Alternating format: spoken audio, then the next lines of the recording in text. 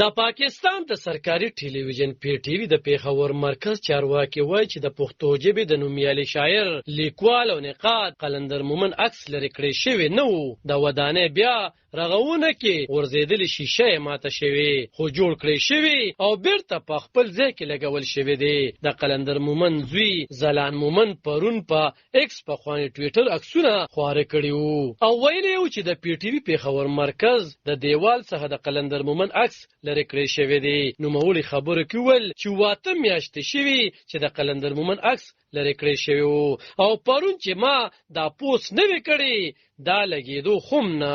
د زلن مومن نه مو پوښتنه وکړه تاسو څه ګڼئ چې د قلندر مومن عکس ولې لرې کړی شوی وو. په جواب کې نوموړي ویل زه په دې باندې نور خاموشي اختیاروم خو زیاتې نه دی پکار او دا تصویر دوی زما په فرمایش خواست او خط نه ولګولې او چې دوی په څه وجه لرې کولو یا ختمولو دا د دوی اختیار وو خو اوس چې دوی سوای دا دروغ وایي. هغه زیاته کړه چې د قلندر مومن عکس په ارادې سره لرې کړی شوی او دا افسوس خبره ده چې دا د معمولی کچې یو غدا دار لرې کړی دی او کو د پی ټی وی مشران په دې نو خبر نو دلته به نور څه کیږي. د زلن مومن د ټویټ وروسته د پی ټی وی لخوا د قلندر مومن عکس لرې کولو ته سخت غبرګون ویلی شوی.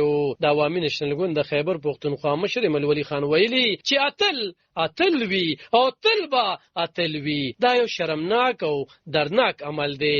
ارواخات قلندر مومن خپل ټول جون ملت او ژبې ته وقف کړی وو. موږ به خپل اتلان کله خوم خیر نه کړو. قلندر مومن خپل ټول جون د ملت او ژبې ته وقف کړی وو. د تعلیم مبارزې نوبل جایزه ګټونکې ملاله یوسفزۍ پلار ضیاءالدین یوسفزۍ ویلي د مثبت وړ عمل دی. دا جرم چې چا کړی دی د سزا مستحق دی. باید چې ټول قام پاله او ادب پاله خلک د یو اتل سره د دې ناروا سلوک په خلاف غږ پورته کړي. علب خان شیرپو دلبر نیوز 400